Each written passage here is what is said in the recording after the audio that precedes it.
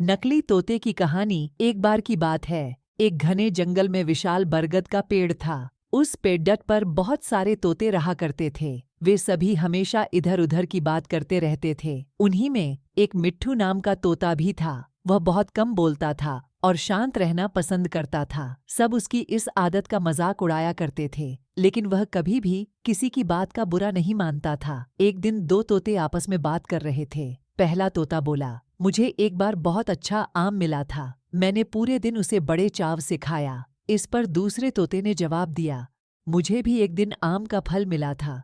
मैंने भी बड़े चाव से उसे खाया था। वहीं मिट्ठू तोता चुपचाप बैठा था। तब तोतों के मुखिया ने उसे देखते हुए कहा, अरे हम तोतों का तो काम ही होता है बात करना, तुम क्यों चुप रहते हो? मुखिया ने आगे कहा, तुम तो मुझे असली तोते लगते ही नहीं, तुम नकली तोते हो। इस पर सभी तोते उसे नकली तोता कहकर बुलाने लगे। लेकिन मिट्ठू तोता फिर भी चुप था। यह सब चलता रहा। फिर एक दिन रात में मुखिया की बीवी का हार चोरी हो गया। मुखिया की बीवी रोती हुई आई और उसने पूरी बात बताई। मुखिया की बीवी ने कहा, किसी ने मेरा हार चोरी कर लिया है और वो हमारी ही झुंड में से एक है। यह सुनकर मुखिया ने तुरंत सभा बुलाई।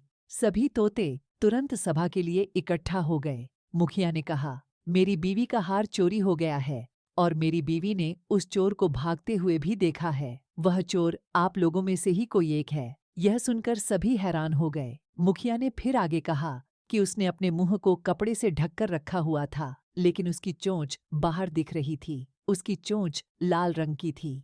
अब पूरे झुंड की निगाह मिट्ठू तोते और हीरू नाम के एक दूसरे तोते पर थी, क्योंकि झुंड में केवल इन्हीं दोनों की चोंच लाल रंग की थी। यह सुनकर सभी मुखिया से चोर का पता लगाने के लिए बोलने लगे, लेकिन मुखिया ने सोचा कि ये दोनों मेरे अपने हैं, मैं कैसे इनसे पूछ सकता हूँ कि तुम चोर हो क्या। इसलिए मुखिया ने एक कौवे से इसका पता लगाने के लिए मदद ली। असली चोर का पता लगाने के लिए कौवे को बुलाया गया।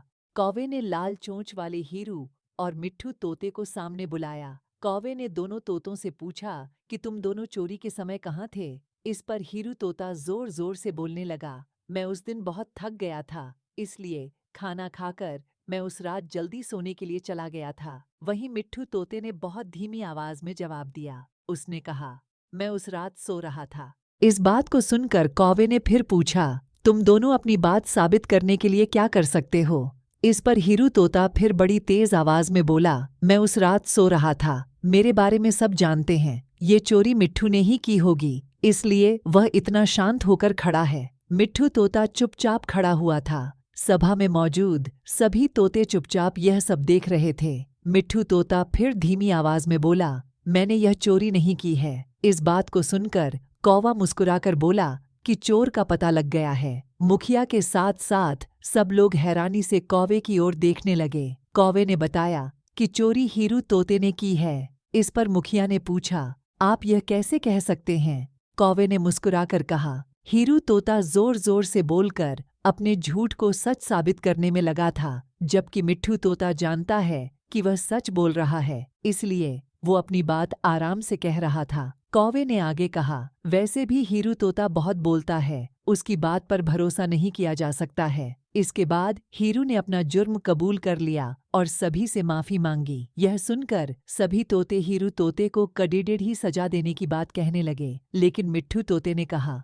मुखिया जी, हीरू तोते ने अपनी गलती मान ली है, उसने सबके सामने माफी भी मांग ली है। उससे पहली बार यह गलती हुई है, इसलिए उसे माफ किया जा सकता है। यह बात सुनने के बाद मुखिया ने हीरू तोते को माफ कर दिया।